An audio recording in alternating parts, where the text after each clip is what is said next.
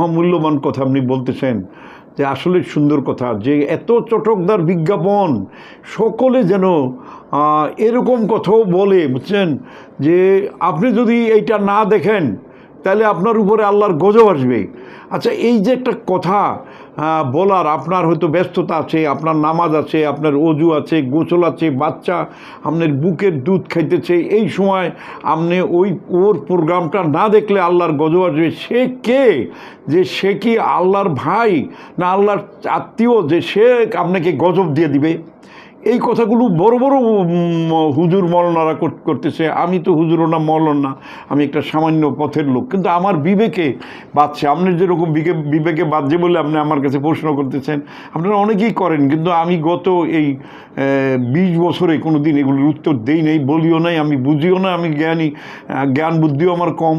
কিন্তু আমি আপনাদের কাছে একটা প্রশ্ন রেখে গেলাম দয়া করে, যে এই কথাগুলি কিভাবে বলেন? চোখ নষ্ট হয়ে যাবে, আপনার গজব পড়বে, আপনার ঠাডা পড়বে, এই কথাগুলো বললে আপনার প্রোগ্রামটা যে এখন সবাই বুঝে গেছে যে আপনি এটাকে বলে আপনি কিছু পয়সা কামাইতেছেন।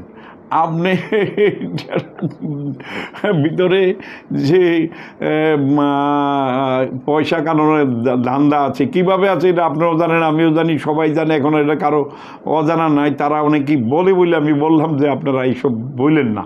এগুলো এরকমভাবে আল্লাহ কাউরে কসম দিতে বলে নাই। আর একটা কথা হচ্ছে কি, যে মানুষের চুল গজাবে বলে আপনি গ্যারান্টি দিচ্ছেন, তাইলে কি বাংলাদেশের প্রায় 1 কোটি মানুষের মাথায় চুল নাই? তাহলে তাদের মাথায় চুল হইতো। যিনি বলতেছেন, আমি দেখলাম যে আমার এই তেলটা ব্যবহার করলে আপনার চুল গজাবে, তারই দেখলাম মাথায় চুল নাই। তা আপনি কীভাবে বললেন? আরেক ভদ্রলোক দেখলাম আমার বাসার পাশে, তাকে আমি চিনি বলে বললাম, উনি গ্যারান্টি দিয়া ওনার কাছে 20,000, 25,000, 50,000, 1 লাখ, 2 লাখ টাকার কন্ট্যাক্ট করিয়া, স্টাম্পে কন্ট্যাক্ট করিয়া উনি বলে যে 1 বছরের মধ্যে বাচ্চা হবে, ওনাকে 1 লাখ টাকা দেওয়া লাগবে, দিলে বাচ্চা হবে, গ্যারান্টি দেয়। কিন্তু ওনার নিজেরই কিন্তু বাচ্চা নাই। খুব বিখ্যাত এরকম একজন লোক, সে রেগুলার টিভিতে বলে এগুলো, কিন্তু তার নিজেরই বাচ্চা নেই, ওনার ওয়াইফেরই বাচ্চা হয় না। আমি আমার বাসার পাশে দেখা আমি মাঝে মাঝে, ওই তুমি মিয়া এইসব বলো, তোমার তো নিজেরই বাচ্চা নাই। ওই স্যারেরা বলেন না, স্যার বললেন না স্যার। তো এই যে কিছু লোকে এইভাবে মেকি কথাগুলো বলে, এগুলো আজকে আপনি প্রশ্ন করছেন দিকে উত্তর দিলাম।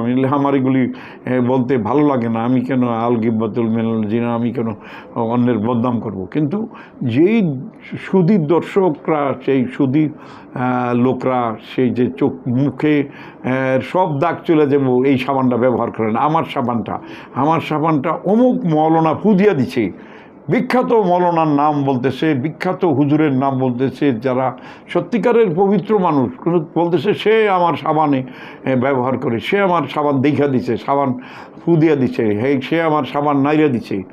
এই ধরনের কথা বললা সেই ওষুধগুলো মানুষকে দেয়া ব্যবহার করাচ্ছে। আমি জানি না, আমি প্রশ্ন রেখে যাচ্ছি, আপনারাই বিবেচনা করবে এটা কতটুকু ঠিক।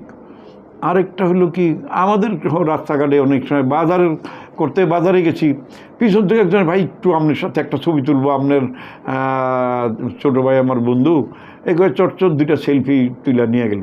পরের দিন দেখি যে সেগুলো ইন্টারনেটে দিয়ে দেয়, এর সাথে আবার 2টা প্রোডাক্ট দিয়ে দেয়, 2টা সাবান দিয়ে দেয়, সুনো দিয়ে দেয়। এইটাও তো একটা তালবাহানা। এরকম বেশ কিছু বড় মানুষ, যাদেরকে সারা বাংলার মানুষ 2-4 জনে যেই সব হুজুর মৌলানাদেরকে সম্মান করে, শ্রদ্ধা করে, আমরাও তাদেরকে শ্রদ্ধা করি, সেই সব লোকের সাথে একটা সেলফি তুললে, একটা ছবি দেওয়া, এগুলি দেওয়া হচ্ছে। এর পরিণতিটা কি হবে এটা আমি জানি না। এর থেকে আমাদেরকে বিরত থাকতে হবে। আর এই ব্যাপারে আপনারাই আপনাদের বন্ধুবান্ধব সার্কেল এগুলি কথা বলেন, যে এই ধরনের সাবান, এই ধরনের তেলের বিজ্ঞাপন করা কতটুকু যুক্তিযুক্ত, সেটা আপনারা নিজেরা বিবেচনা করেন। আসসালামু আলাইকুম।